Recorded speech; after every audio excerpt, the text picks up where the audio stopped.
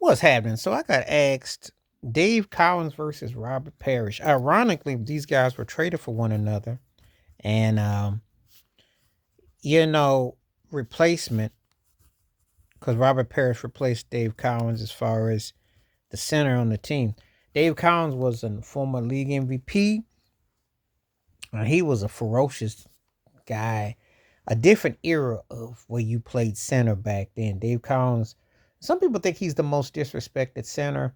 He didn't get the notoriety and he didn't get the same attention as John Houghton or Havlicek, obviously what Larry Bird got, and even Cale McHale. So, but when I looked at the stats, statistically speaking, Parrish got him beat regular season by 10,000 more points. He played a few more. He played a little bit longer than Collins did, and he got about 4,000 rebounds. But everything else is fairly, surprisingly, pretty close. Their best years, Collins had a better scoring average. Best years, he got him beat on the boards. Dave Collins was pretty ferocious. He was scrappy, and that's how a lot of people who remember Dave Collins, he was scrappy. He was very much Boston style. You know, when you think about Boston's a lunch pail, blue collar mindset, he's one of those guys that comes to mind.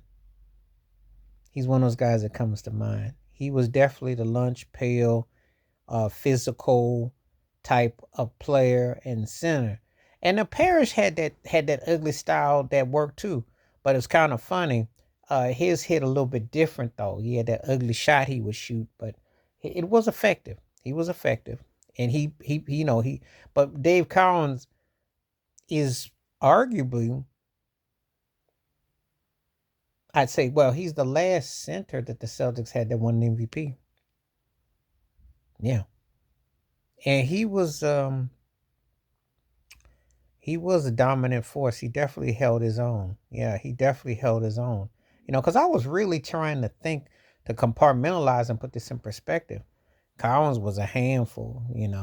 So asking me him against Robert Parrish, who I would take, and Collins was such just gave you so much. I would have liked to have seen, yeah, catch him in his peak in his prime with Bird, and if you had McHale or whatever, or yeah, Dennis Johnson, would have been interesting. Would have been interesting because he definitely had a lot going for his style. He definitely had a lot going for his style. So I could definitely say that would have been interesting. Can't emphasize that enough. Can't emphasize that enough. But that's a heck of a heavyweight battle right there. If you want to go that route, it's really a heavyweight battle of utmost. Which one of those two? So anyway, and I caught Parrish, and he's underappreciated. He came up big, and that front court is considered the greatest front court in NBA history. Now, you imagine if Dave Cowens in his peak in his prime instead of Robert Parrish, who would you take? And it's the eyeball test. Cowens made a lot of stuff happen, so him and Bird would have been, because he was a hustle. He hustled. He never gave up. He fought hard. Would have been pretty compelling to say the least. So that's an interesting one. It's kind of like, who do I take? And I know Parrish scored a bit more, but I think Dave Collins would have been more just as effective. So I got to give a slight edge to Collins. But let me know who you got out of Dave Collins versus Robert Parrish, the greater Boston Celtics center. Please like, subscribe, welcome thoughts, comments, and I do respond. Thank you. Wash your hands. Keep your mind clear. Watch out for another. Share it if you like, and hit that membership, because when you do requests like this come true, stay safe, stay blessed, stay woke, stay free. And by the way, they both are considered 2 of the 50 greatest players ever. 75 is what I'm out.